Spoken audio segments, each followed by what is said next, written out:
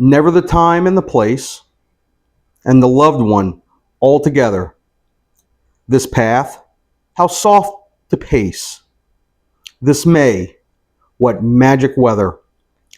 Where is the loved one's face? In a dream that loved one's face meets mine, but the house is narrow, the place is bleak.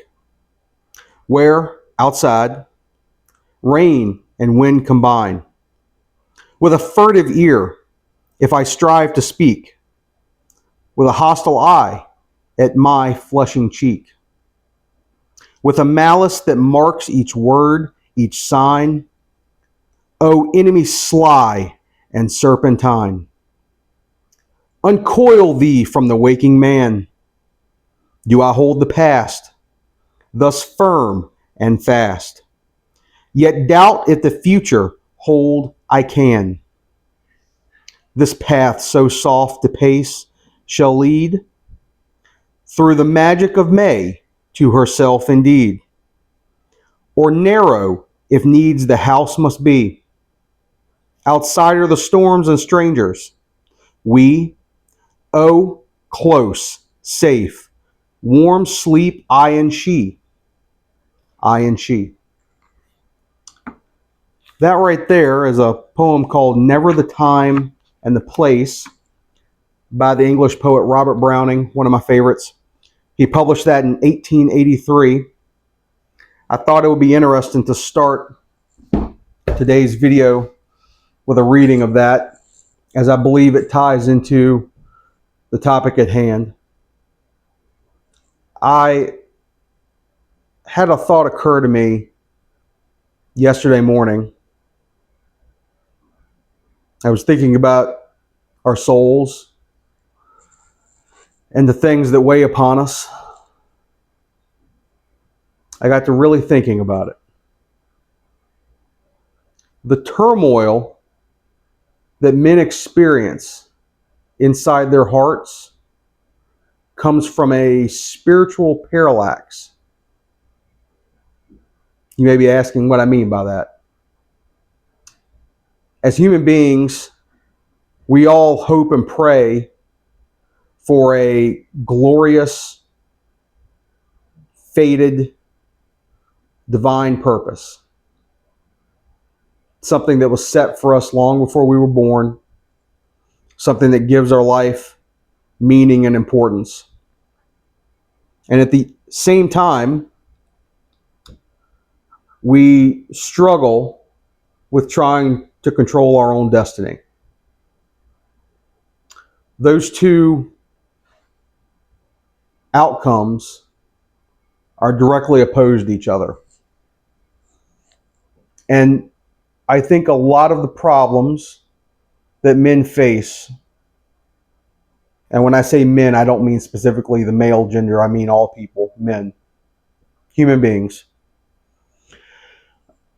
I believe the struggles that we face on the inside, in our souls, in our hearts, in our minds, the inner space that no one else can see. We struggle with finding purpose. And we would hope that should there be a loving God,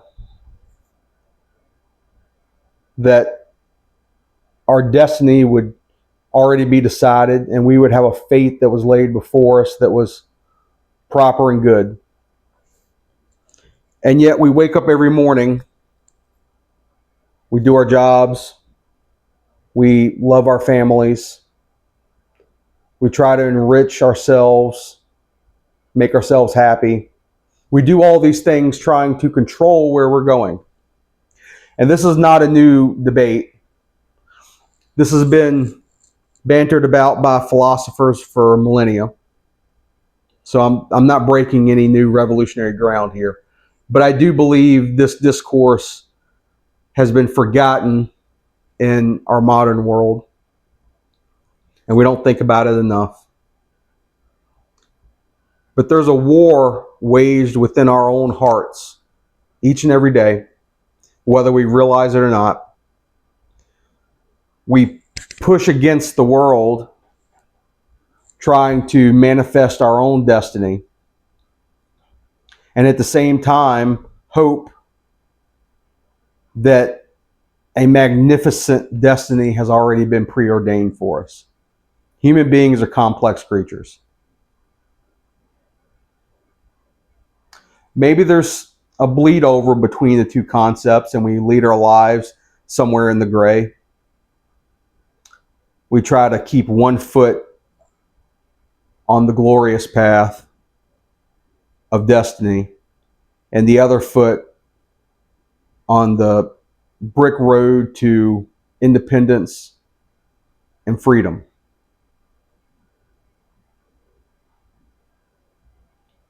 That probably causes more conflict, not just internally, but with other people, and leads to more wars than anything else. It keeps us from loving wholeheartedly, keeps us from giving ourselves completely to a cause, to another person, to a career, to our families, to our children. This spiritual parallax that we experience is a powerful and deep-seated struggle that has been within man since the very beginning. Maybe that's the way it's supposed to be. Maybe the burden of being conscious creatures and being self-aware is carrying this struggle like a long chain, and we forge that chain every day. To take inspiration from Jacob Marley there, the chain we carry in life is that struggle. How do we keep that war at bay and still maintain order and decency within ourselves and within our societies? I don't know how we do it. And yet, some men do, some men don't. There's a battle within each of us. Many of us are enveloped by it, squashed by it, our talents squandered, our hopes and dreams dismissed, not just by other people, but more prominently by our own selves. I can only wonder what Browning was thinking when he wrote that and many of his other poems. What path is before us? And did we lay that path, or did somebody lay it ahead of time? There's no way to know. But I suppose at the end of the day, we have to be comfortable with whichever path we choose and make peace with ourselves and come to a compromise.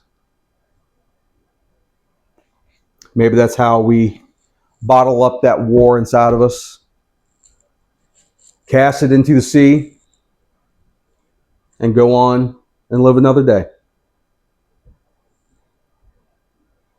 Anyway, thank you for stopping by. I hope you have a wonderful weekend. Enjoy your July 4th. Thank the founders every day for what they did for us, for the country that we have, and that we should do better to honor their mission to preserve independence and liberty. Thanks again.